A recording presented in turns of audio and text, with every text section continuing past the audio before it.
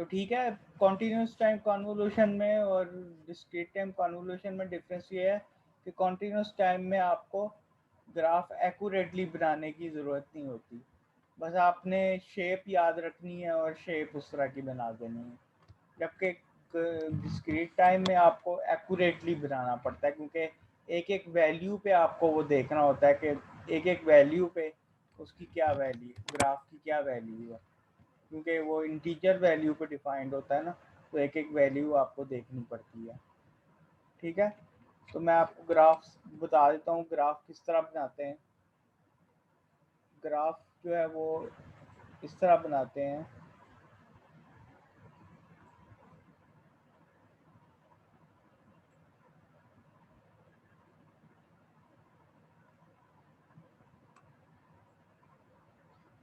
ये जो ग्राफ है ये है और y एक्सिस पे ये पॉजिटिव साइड आ रहा है, पॉजिटिव के नेगेटिव वैल्यू आ जाएगी, D exponential value positive side पे नेगेटिव वैल्यू का। इसके साथ टी दबा दूं, ये आप देख रहे हैं वो कर रहे यस सर। हैं। तो अभी साथ यू टी लाऊं, तो यू करेगा यू टी जो इस नेगेटिव साइड पे, ठीक है,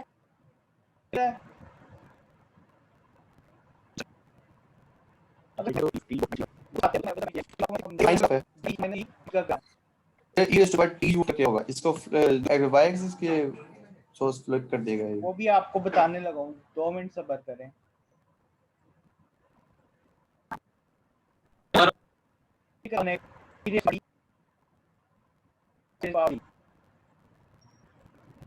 इसके साथ u ऑफ तो क्या पार्ट के रहेगा, पार्ट होगा, तो ये ग्राफ किसका होगा,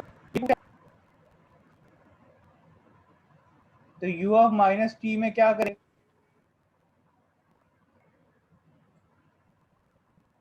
u माइनस टी में ये करेंगे,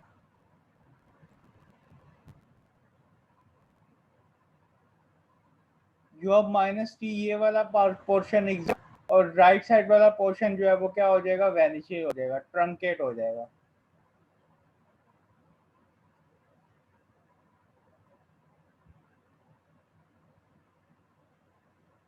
ये आपका ग्राफ है e power T q of minus T. Approximately मैंने बनाया, अप्रोक्सीमेटली स्केच किया, ये इस तरह था थोड़ा सा।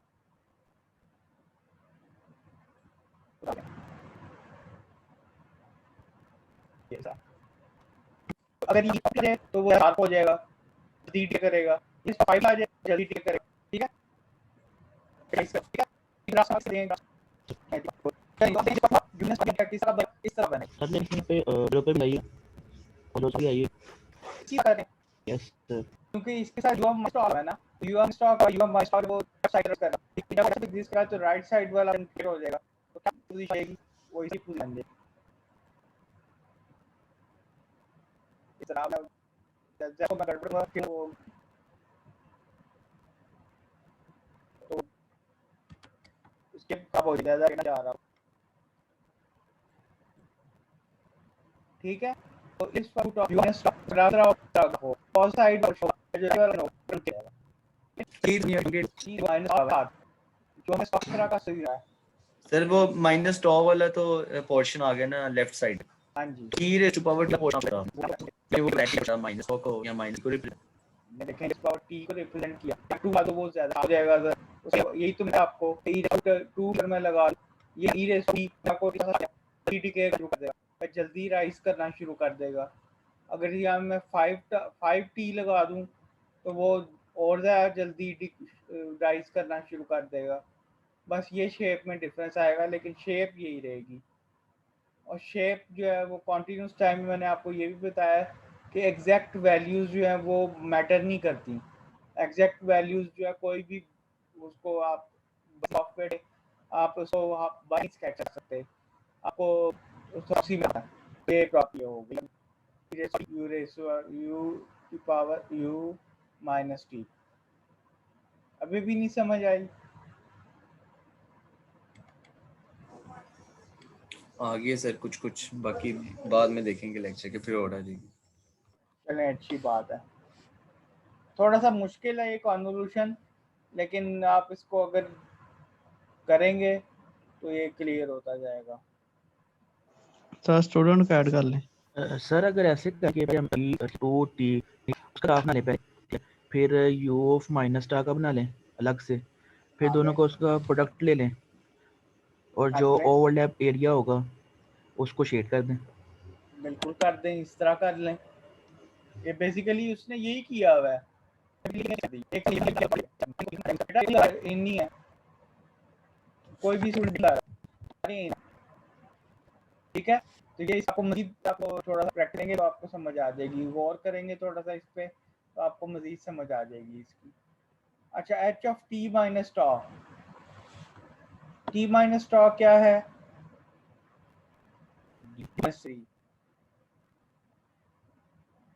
यू टी माइनस 3 का ग्राफ किस तरह का बनेगा, ये अब आप में से कोई मुझे बताए।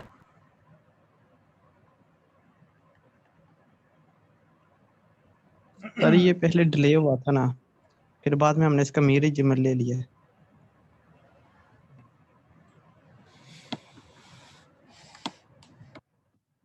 ये याद रख लें कि u ऑफ t माइनस 3 जो ग्राफ आपने बनाया है t माइनस टॉ का, सबसे पहले आपने बनाना है u ऑफ t माइनस 3 का, u ऑफ t और आएगा आगे की तरफ, ठीक है। यहाँ इस तरह आएगा, और जब उसको रिवर्स करेंगे तो वो इस तरह पीछे की तरफ आ जाएगा,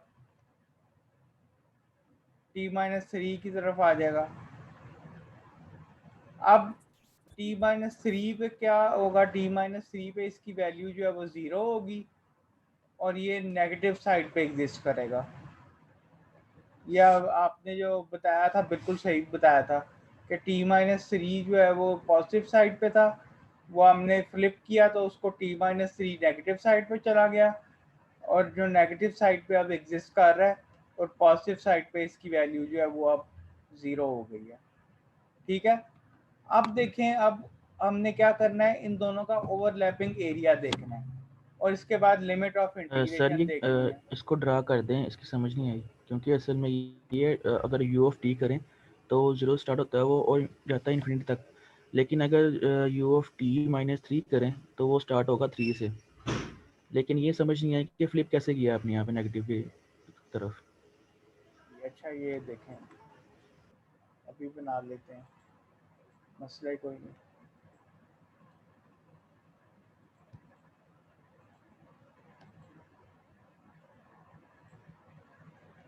माइनस 3 किस तरह का बनेगा,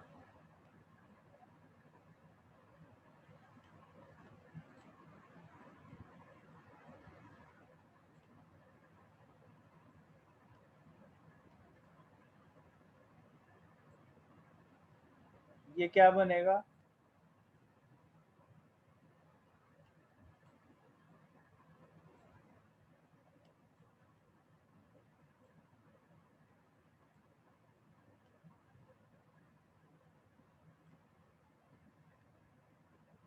u ऑफ t माइनस 3।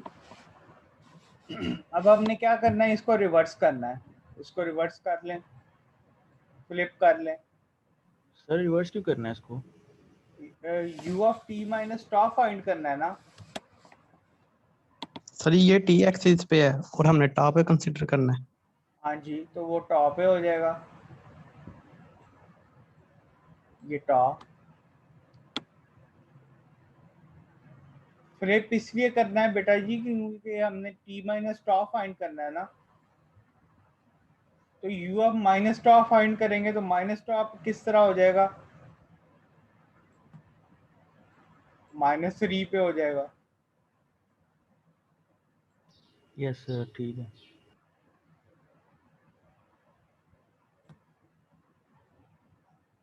ये क्या है, u ऑफ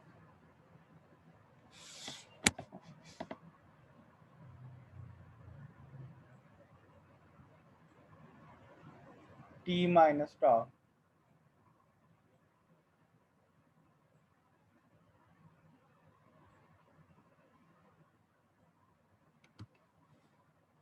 टॉ एक्सिस पे।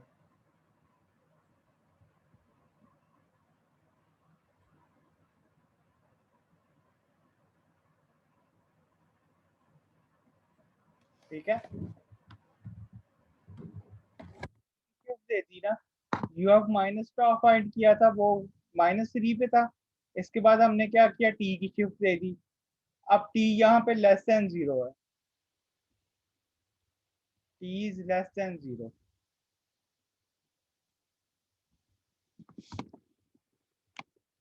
ठीक है, थोड़ा सा इसको आप गौर करेंगे ना तो आपको समझ आ जाएगी, क्लियर हो जाएगी। लेक्चर आप दोबारा सुनेंगे या बुक में पढ़ेंगे, बुक में यहाँ पे इसने ये थोड़ा सा इसने बताया हुआ है, ज्यादा नहीं बताया हुआ एग्जाम्पल में, लेकिन थोड़ा सा उसने बताया हुआ है कि किस तरह ओवरलैप करते हैं रीजन।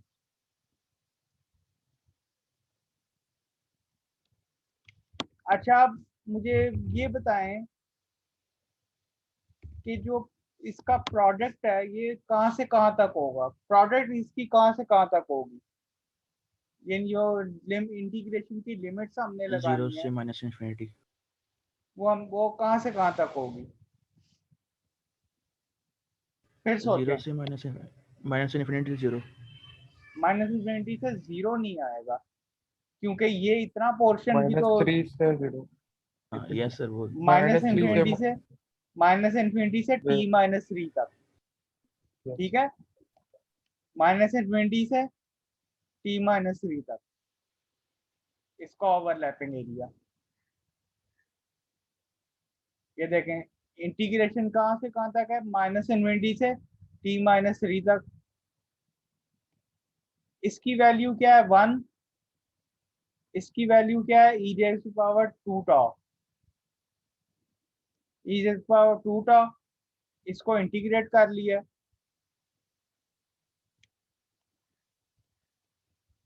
एक ये वैल्यू आ गई। ठीक है, इसकी क्लियर हो गई है, इसकी क्लियर हो गया है, समझ आ गई है। जी सर। अच्छा, अब जो ग्राफ यहाँ बनाया था हमने, ये t लेस देन 0 के लिए बनाया था। अब हम t ग्रेटर देन 0 के लिए भी तो हमने करना है, t ग्रेटर देन 0 के लिए भी तो ओवरलैप देखना है। t ग्रेटर देन 0 के लिए ग्राफ किस तरह का बनेगा,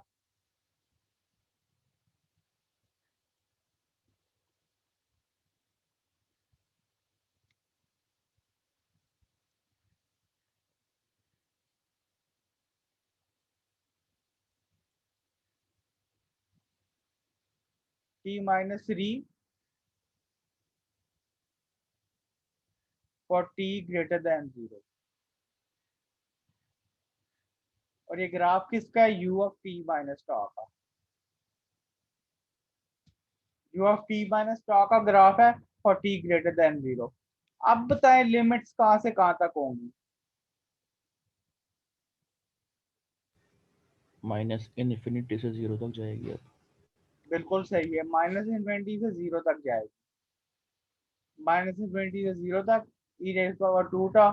इसको इंटीग्रेट किया तो इसकी वैल्यू 1/2 आ गई। तो ये वैल्यू जो है ये हमने इस तरह हमने प्लॉट कर दिया, y ऑफ t को प्लॉट कर दिया।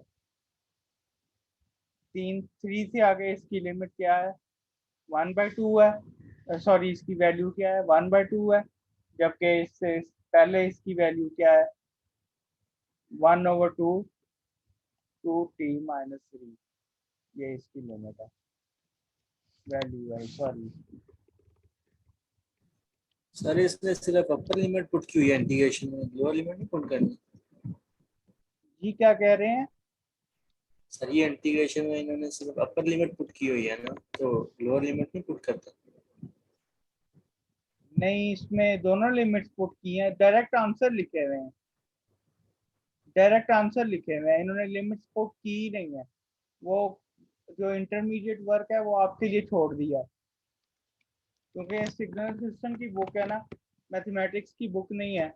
मैथमेटिक्स की बुक होती तो उसमें इंटरमीडिएट स्टेप भी करके दिखाते, लेकिन क्योंकि मैथमेटिक्स की बुक नहीं है इसलिए इंटरमीडिएट स्टेप्स इंटीग्रेशन के वो आपके लिए छोड़ दिए हैं।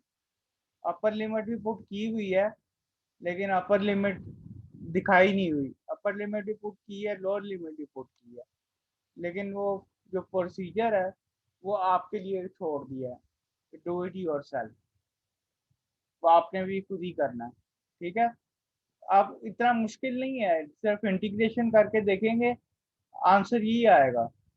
इंटीग्रेशन करके देखें बस, इंटीग्रेशन आपने खुद करनी है, क्योंकि ये बुक एज्यूम करती है कि आपने डिफरेंशियल इक्वेशन और लीनियर अलजेब्रा आपने पहले पढ़ा हुआ है, और डिफरेंशियल इक्वेशन में आपको इंटीग्रेशन भी पढ़ाई हुई होगी, ऐसे ही है ना।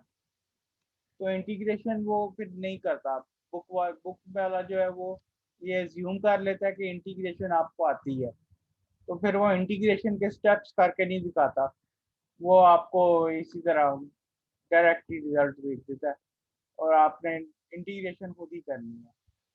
वो आपको एज्यूम करता है कि इंटीग्रेशन के जो स्टेप्स हैं वो आपको आते हैं करना। ठीक है, चलें आज मुश्किल था लेक्चर, आज यहाँ तक ही रखते हैं। सर वाई ऑफ टी का ग्राफ जो है वो समझाते हैं ज़रा, समझ नहीं आई। वाई ऑफ टी का ग्राफ बेटा ये देखें, ये t-3 तक का मतलब ये है कि 3 तक इसका ग्राफ जो है वो क्या बनेगा, वो राइजिंग एक्सपोनेंशियल होगा। राइजिंग एक्सपोनेंशियल कैसे होगा, क्योंकि अब देखें e raise to the power positive आ गई है वैल्यू, तो राइजिंग ग्राफ बनेगा। ठीक है, जब भी पॉजिटिव वैल्यू आ जाए ई में, e raise to the power में, तो वो राइजिंग ग्राफ होता है, ये हमने पहले करके देखा है। तो 3 तक जो है वो बनेगा, क्योंकि t-3 है, 3 की शिफ्ट है, तो 3 तक जो है वो तो वो ही रहेगा, यही वैल्यू रहेगी। उसके बाद जो वैल्यू है, जो वहां से हमने t-3 से देखा था, t-3 यहाँ से t-3 पे अगर हमने इस सिग्नल को शिफ्ट किया था, तो वैल्यू कहाँ से कहाँ तक थी, -∞ से 0 तक, -∞ से 0 तक लिमिट थी। तो -∞ से 0 तक लिमिट पुट करें तो आंसर क्या हमारे पास आया था, 1/2। तो यहाँ से आगे 1/2 शुरू हो जाएगी, कांस्टेंट हो जाएगा। ठीक है, वाई ऑफ टी जो है वो 3 के बाद 1/2 हो जाएगा। इससे पहले पहले ये वाला फंक्शन रहेगा, ये वाला फंक्शन किस तरह का होगा, राइजिंग फंक्शन होगा, rising function. Sir 1/2 minus infinity से 0 तक नहीं होगा? 1/2 माइनस इन्फिनिटी से 0 तक। इसकी बात कर रहे हैं, यस सर। लिमिट की बात कर रहे हैं कि आंसर की बात कर रहे हैं? सर आंसर की भी और लिमिट की भी, किस रेंज में आएगा ये आंसर? ये लिमिट जो है वो तो -∞ से 0 तक होगी। क्यों? क्योंकि देखें ये यहाँ तक आ गया है, उसने ग्राफ बनाया नहीं है लेकिन मैंने आपको बना के दिखाया ना, यहाँ तक आ गया है। अब ओवरलैपिंग पीरियड कहाँ से कहाँ तक है, ओवरलैपिंग पीरियड -∞ से 0 तक है, क्योंकि उससे आगे वो इसकी वजह से 0 हो गया है ना, नहीं समझ आई, इसकी वजह से 0 हो गया है ना यहाँ पे। सर आ गई है समझ इसकी। ठीक है, तो लिमिट क्या होगी, -∞ से 0 तक लिमिट होगी। तो for t-3 greater than 0, for t-3 greater than equal to 0, limit is from -∞ to 0। ठीक है, इसको जब आप इंटीग्रेट करेंगे, वही मैं आपको पहले बता रहा था कि इंटीग्रेशन स्टेप जो है वो बुक ने नहीं बताए हुए, वो आप इसको इंटीग्रेट खुद करेंगे तो वो उसका आंसर जो है 1/2 कांस्टेंट आएगा। इसका मतलब ये है कि for t-3 greater than 0, t-3 ये है ना, तो t-3 ग्रेटर देन 0 के लिए इसकी वैल्यू क्या है, 1/2 है। तो y ऑफ t जो है वो 1/2 कांस्टेंट है, 1/2। ठीक है, तो ये y ऑफ t का ग्राफ हो गया, दो लिमिट्स हो गई इंटीग्रेशन। अब आपको तो समझ आ गई है काफी हद तक, अब मुझे ये नहीं समझ आ रही कि मैं पीएमई वालों को किस तरह समझाऊंगा, उनको तो ये नहीं समझ आनी।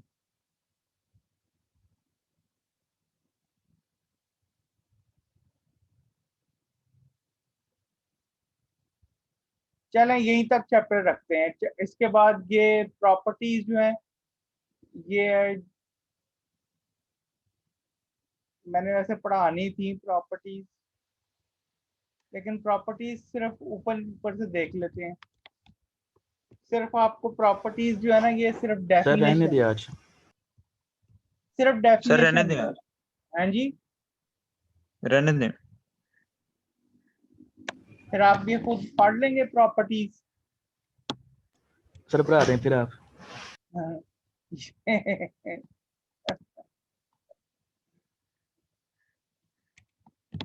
ये सिर्फ प्रॉपर्टीज जो है ना, ये तो फिर रनिंग आउट ऑफ टाइम। चलें ठीक है, फिर यहीं तक रखते हैं, ओके थैंक यू सर। क्योंकि आज जरा मुश्किल था टॉपिक। यहीं तक रखते हैं। तो मुझे ये भी बताएं ना, समझाएं जरा कि मैं बीएमई वालों को कैसा समझाऊंगा, उन्हें तो नहीं ग्राफ समझ आनी। जाने जाने दो अब छोड़ो पीर।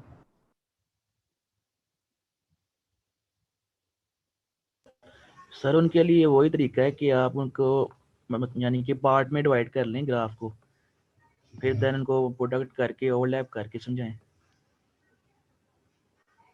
हाँ, वो ओवरलैप पेंट पे करते करते बड़ा मुश्किल होता है, पेंट पे बनाना, माउस के साथ पेंट पे बनाना बड़ा मुश्किल होता है।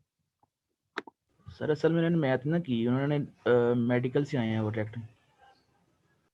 हाँ यार, यही तो मसला है ना, यही तो प्रॉब्लम है। अच्छा चलें अटेंडेंस ले लें। CR please take attendance. Yes sir, मैंने नोट कर लिए। चलें ठीक है, फिर नोट कर लिया तो फिर लेक्चर एंड करते हैं। Okay sir. ओपन आईएम की बुक से हमने कॉन्टिन्यूस टाइम कन्वोल्यूशन स्टडी किया आज, ठीक है जी।